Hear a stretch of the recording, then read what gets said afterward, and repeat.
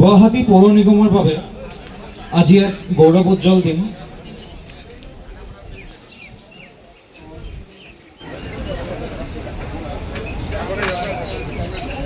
গুৱাহাটী পৌৰ নিগমৰ বাবে আজি এক গৌৰৱোজ্জ্বল দিন।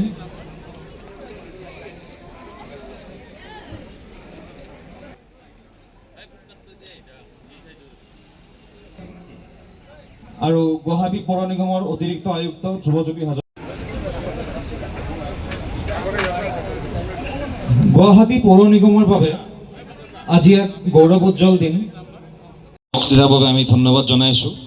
সঁচাকৈ এয়া এক গুৱাহাটী মহানগৰ বিভাগীয় বিষয়া কৰ্মচাৰীসকল আৰু আজি ইয়াত উপস্থিত হোৱা গুৱাহাটীবাসী ৰাইজ, আজি গুৱাহাটীখন চাফ চিকুণ কৰি ৰাখিবৰ কাৰণে 111খন বিভিন্ন ধৰণৰ বাহনৰ আজি আমি শুভাৰম্ভণি কৰিলোঁ। এই 111খন বাহনৰ ভিতৰত চুইপিং মেচিন আছে, অটো ট্ৰিপাৰ আছে, সৰু স্মল চাকিং মেচিন আৰু ডাম্পিং মেচিন ডাম্পাৰ আছে। গতিকে 111খন বাহন আজি আমি ৰাইজৰ সেৱাত মুকলি কৰি দিলোঁ। এই মেচিনসমূহ বা এই বাহনসমূহ মুকলি কৰি দিয়াৰ লগে লগে গুৱাহাটীৰ স্বচ্ছতাৰ ক্ষেত্ৰত কিছু পৰিমাণেও সকাহ হ'ব। বিশেষকৈ ৱাৰ্ডে ৱাৰ্ডে আমাৰ যিসমূহ NGO জাবৰ কালেকশ্যন কৰে, তেওঁলোকৰ গাড়ীবিলাক পুৰণা হৈ গৈছিল আৰু নতুন গাড়ীৰ সংযোজনৰ প্ৰয়োজন আছিল। গতিকে 50খন অটো ট্ৰিপাৰে এই কামখিনিত সহায় কৰিব। ৰাস্তাৰ ধূলি মাকতি ইত্যাদি চাফ চিকুণ কৰাৰ ক্ষেত্ৰত এই চুইপিং মেচিনখিনি যথেষ্ট সহায়ক হ'ব। গতিকে মই আশা ৰাখিছোঁ যে এই বাহনসমূহৰ সংযোজনে গুৱাহাটী পৌৰ নিগমক যোৱা সময়ত যেনেকৈ 402ৰ পৰা আনি 46 নম্বৰ স্থানলৈ আনিছিল, এইবাৰো আৰু আগবাঢ়ি যাবলৈ, স্বচ্ছতাৰ ক্ষেত্ৰত আৰু আগবাঢ়ি যাবলৈ সহায়ক হ'ব। মই পৌৰ নিগমক সকলোকে ধন্যবাদ জ্ঞাপন কৰিছোঁ। মই এটা কথা কওঁ যে আমি কৰ্মচাৰীসকলৰ ক্ষেত্ৰতো সদায় তেখেতসকলৰ অভাৱ অভিযোগসমূহ পূৰণ কৰাৰ চেষ্টা কৰোঁ। এতিয়া পৌৰ নিগমৰ কৰ্মচাৰীয়ে ROP বিচাৰি আছে, আমি সেই ক্ষেত্ৰতো পজিটিভলি গৈ আছোঁ, আমি চেষ্টা কৰি আছোঁ। কিন্তু তাৰ লগে লগে আমাৰ আশা হ'ল যে পৌৰ নিগমৰ কৰ্মচাৰীসকলেও এই বাহনখিনি আমি কিনিছোঁ, ধৰক এই বাহনখিনি যদি ভালকৈ তদাৰক নকৰি কম দিনত নষ্ট হৈ যাব। বহু সময়ত আমি বাহনসমূহ তেনেকুৱা দেখা পাওঁ যে কিনা হয় ঠিকে, তাৰ পিছত যিটো তদাৰক হ'ব লাগে, যিটো পৰিচালনা হ'ব লাগে, সেইটো কম হয়। সেইকাৰণে মই আজিয়ে কৈছোঁ যে এই ক্ষেত্ৰত কৰ্মচাৰীসকলেও খুব সঠিকভাৱে কাম কৰিব লাগে আৰু বিষয়াসকলে মনিটৰিংটো খুব ভালকৈ কৰিব লাগে। গোটেই আমাৰ গোটেইখিনি খবৰ আমাৰ মেয়ৰে দিব পাৰিব কিমানত কিনিছিল, কাৰণ আমি একেলগে 250খন অটো ট্ৰিপাৰ অৰ্ডাৰ দিছিলোঁ। এতিয়া 50খন আহিছে। চুইপিং মেচিনো আমি 4টাই দিছিলোঁ। গোটেই ষ্টেপ বাই ষ্টেপ আহি আছে, গোটেইখিনি কাম নাই। সঠিক তথ্যটো আপুনি পৌৰ নিগমৰ পৰা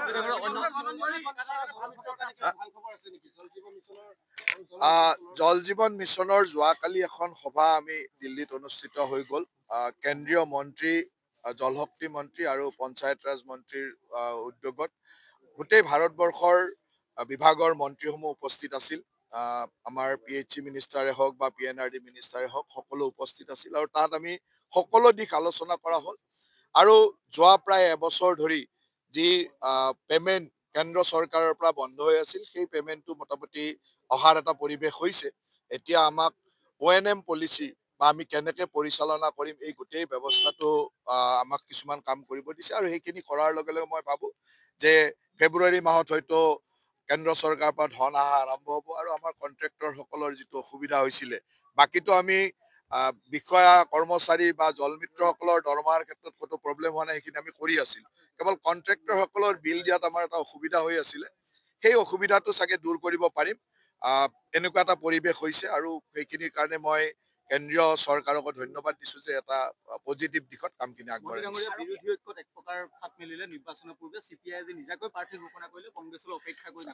মই অসমত বিৰোধী বুলি একো বস্তু নাভাবোঁ। আমি এটা কথাই ভাবোঁ যে আমাক যিসকলে আগ্ৰাসন কৰিব আহিছে, যিটো মিয়া মুছলমান কওক, অচিনাকি কওক, তেওঁলোকৰ ভোট যোনে লয় সিয়ে বিৰোধী। এতিয়া তেওঁলোকে লগ হৈ ভোট লয়, ভাগ ভাগ কৰি ভোট লয়, সেইখিনি লৈ থাকিব।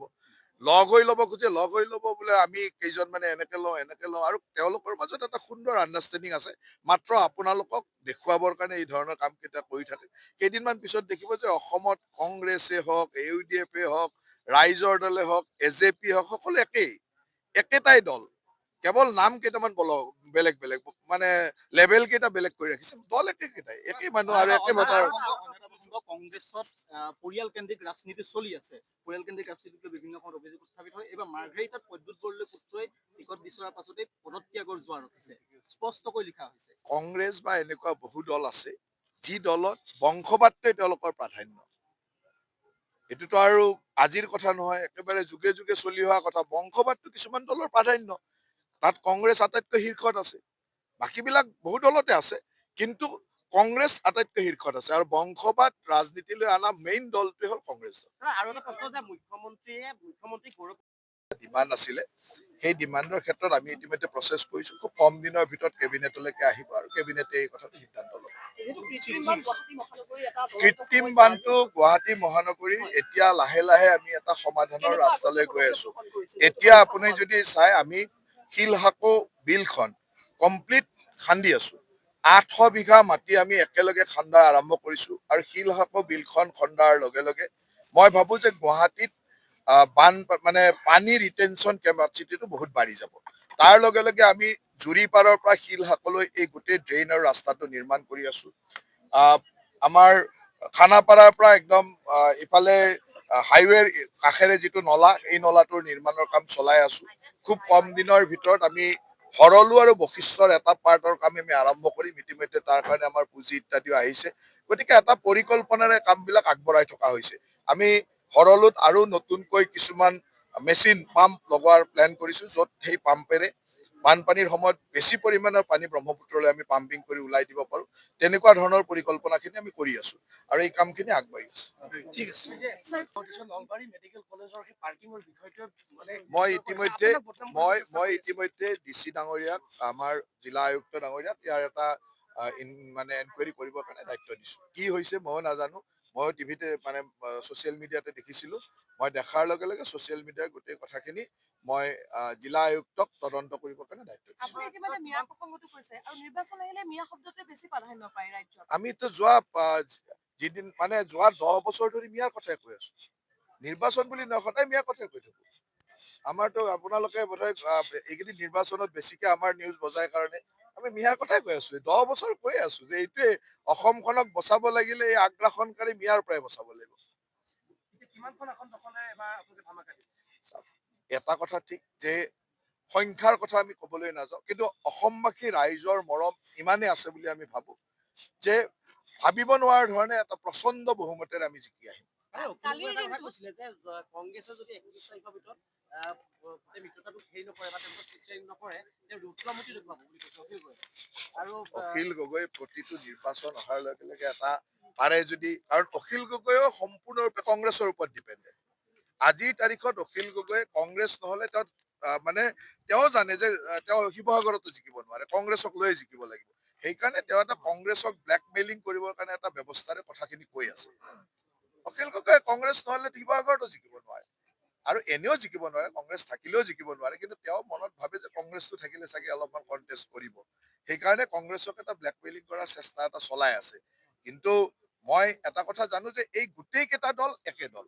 সিহঁতে গোটেই মিয়াৰ ওপৰতে ভৰসা কৰি আছে। যিখিনি আমি অচিনাকি মানুহ মিয়া বুলি কওঁ, তাৰ ভোটৰ ওপৰতে ভৰসা কৰি আছে অখিল গগৈ পাৰ্টীও, কংগ্ৰেছ দলো, AJPও আৰু UDFও। গতিকে গোটেইকেইটা একে দল, সিহঁতৰ মাজত কোনো পাৰ্থক্য নাই। আপোনালোকে বিচাৰি পায়, আমিতো নাপাওঁ, আমি গমো নাপাওঁ এইবিলাক কথা, আপোনালোকে বিচাৰি পায়। লৈ যায় সেইখিনি নিয়া হয়। কৰবাত কিবা এটা অলপমান পলম হ'ব পাৰে, যাত্ৰীখিনি আমি সকলো নলা নৰ্দমা যি আমি বোকা তোলো গোটেইখিনি আমি লৈ যোৱাৰ ব্যৱস্থা কৰোঁ। আৰু এটা আপোনালোকে GS ৰোডৰ কাষে যিখিনি ডাষ্টবিন আছিলে আঁতৰাইছে, বহুত ভাল কাম কৰিছে। কিন্তু যিখিনি ৰাস্তাৰ কাষত এতিয়াও বহুত ডাম্পিং ষ্টেচন বুলি কয় খুব সম্ভৱ, বহুত মানুহে ডাম্পিং ষ্টেচন নহয়, আমি হ'লো ট্ৰেন্সফাৰ ষ্টেচন। আমাৰ সৰু গাড়ী দি গলিৰ পৰা বা তেনেধৰণৰ বাইলেণ্ডৰ পৰা গাড়ীখিনি আমাৰ জাবৰখিনি এনজিঅ'খিনি আনে। আজি যিবোৰ গাড়ী আছে সেই গাড়ীসমূহ সৰু সৰু বাইলেণ্ডত সোমাব। তাৰপিছত আমি ইয়াতে আমাৰ ইয়াৰ ওচৰতে আমাৰ কি ঠাইটো আমাৰ ত্ৰিপুৰা ৰোড, ত্ৰিপুৰা ৰোডত আমাৰ এটা অপেন স্পেচ থাকি পাৰে, য'ত আমি অলপ ডাঙৰ জেগা থাকে, য'ত আমাৰ ডাম্পাৰখিনি আহিব পাৰে, JCB আহিব পাৰে, তাতে আমি ট্ৰেন্সফাৰ কৰোঁ। এইটো অপেন ট্ৰেন্সফাৰ পইণ্ট। তাতে আমি গোটেই সৰু গাড়ীৰ পৰা বস্তুখিনি লৈ পেলাই ডাঙৰ গাড়ীত তুলি লৈ যোৱাৰ পিছত বেলতলত লৈ যাওঁ। কাৰণ এইখন গাড়ী বেলতলত লৈ গ'লে পৰৱৰ্তী সময়ত যদি তেওঁ আহিব, তাক 6 ঘণ্টা লাগিব। তো সেইকাৰণে আমি ইয়াৰ পৰা ট্ৰেন্সফাৰ কৰি তালৈকে লৈ যাওঁ। সেইকাৰণে সেইটো ডাষ্টবিন নহয়। আৰু ডাষ্টবিন ফ্ৰী আমি গুৱাহাটী কৰিছোঁ, য'ত যেনেকৈ দৰকাৰ আছে আমি সেইটো কৰিছোঁ। কিন্তু আমি গোটেইখিনি জাবৰ এঠাইত অনাৰ পিছত আমি ইয়াৰ পৰা ডাঙৰ গাড়ী লৈ যাওঁ। সেইকাৰণে আপোনালোকৰ জু ৰোডত যিটো আমাৰ আছে, তাতে আমাৰ এটা আছে। আমি এতিয়া ফাঁচী বজাৰত আমি এটা ট্ৰেন্সফাৰ ষ্টেচন আমি বনাইছোঁ। আদাবাৰীত অলমষ্ট কাম শেষ হৈছে, তাতো আমাৰ এটা আছে। এতিয়া আমি পুৰবী ডায়েৰীৰ কাম আমি প্ৰায় মানে 70% কাম শেষ হৈছে। এনেধৰণৰ ট্ৰেন্সফাৰ ষ্টেচন যদি আমাৰ বনোৱা হ'ব, এই সৰু সৰু সৰু পইণ্টবিলাক নোহোৱা হ'ব। এতিয়া গুৱাহাটীত ঠাইৰ অভাৱ আছে। জাবৰ মানুহৰ লৈ যাব লাগিব, আৰু জাবৰ এক ঠাইত লৈ পেলাই একগোট কৰি লৈ যোৱাৰ ক্ষেত্ৰতো বহুতে আমাৰ আপত্তি দিয়ে। সেইকাৰণে জাবৰৰ লগত আমি সদায় সংগ্ৰাম কৰি আছোঁ, আৰু জাবৰৰ ক্ষেত্ৰত আমি বিভিন্ন ধৰণৰ পদক্ষেপ গ্ৰহণ কৰি আছোঁ। আজি যদি ৰাস্তাৰ কাষত যদি আমি জাবৰখিনি লৈ পেলাই যদি ডাঙৰ গাড়ী লৈ নাযাওঁ, তেনেহ'লে আমাৰ ডাম্পিং ষ্টেচনলৈ যাব কেনেকৈ? যে জাবৰ লৈ নাযাওঁ, তেনেহ'লে প্ৰচেচিং কেনেকৈ হ'ব? তো আমি কি বেলতলত আপোনালোকে এদিন যাব, বেলতলত আমাৰ কিমানখিনি আমাৰ কাম হৈছে। ৰেগুলাৰ আমাৰ 700 টন গাড়ী আমাৰ তালৈকে গৈ থাকে, মানে জাবৰ গৈ থাকে। আমি মাত্ৰ 300 টনে আমি প্ৰচেচিং কৰিব পাৰিছোঁ, কাৰণ আমাৰ সিমানখিনি মাটিও নাই তাতে। সেইকাৰণে পৰৱৰ্তী সময়ত আমি সেইখিনি কৰাৰ ব্যৱস্থা গ্ৰহণ কৰিছোঁ।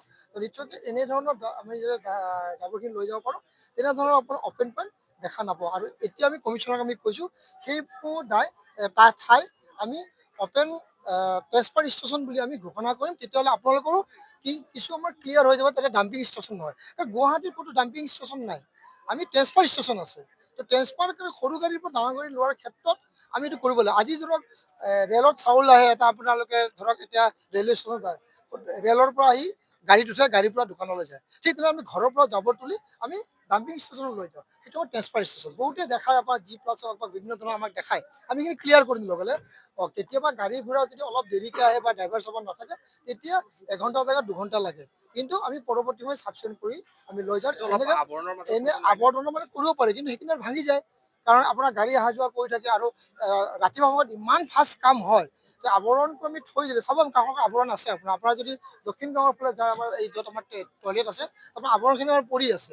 সেইখিনি তথাপি আমি বিভিন্ন ধৰণৰ ক্ষেত্ৰত আৱৰণ কৰাৰ কাৰণে ব্যৱস্থা গ্ৰহণ কৰিছোঁ, আৰু সেইটো আমি অপেন মানে ট্ৰেন্সফাৰ ষ্টেচন বুলি আমি ঘোষণা কৰিম। তেতিয়াহ'লে আপোনালোকৰ মানুহখিনিকো বুজা মানে সুবিধা হ'ব।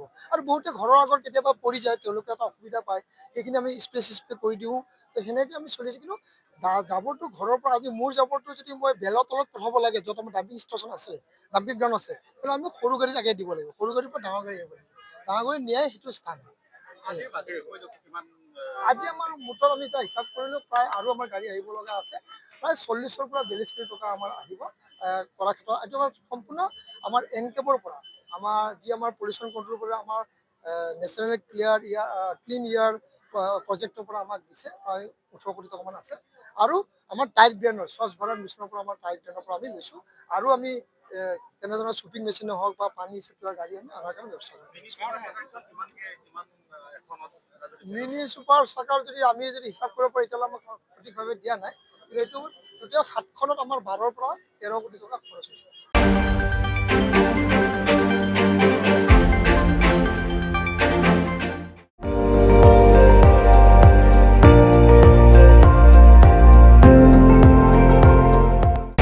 আপুনি চাই আছে ND24, সৰ্বশ্ৰেষ্ঠ নহয়, সৰ্বোত্তমৰ দৌৰত।